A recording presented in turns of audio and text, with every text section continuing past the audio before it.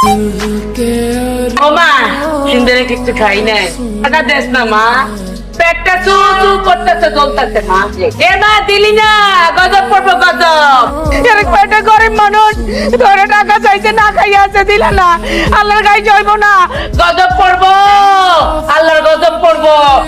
আপনি কি বললেন কথাটা? তুমি কি শুনছো মা? আমি শুনছি আপনি বলছেন আপনাকে যদি টাকা না দিই তাহলে বদদোয়া লাগবে, আমার গজব পড়বে। আস্তাগফিরুল্লাহ নাউযুবিল্লাহ গরিব হিসেবে কি আমার কোনো আত্মসম্মান বোধ নাই? হ্যাঁ আমি তোমার লাগে এরকম খারাপ কথা কইতে পারি? আমি কি মানুষটা ফকরেছি তো কি হয়েছে?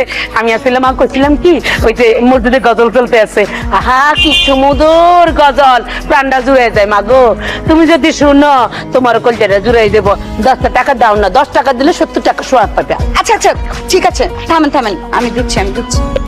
এই যে 1000 টাকা দিলাম, বেশি টাকা বেশি দোয়া, ঠিক আছে? আমার জন্য কিন্তু মন থেকে দোয়া করবে।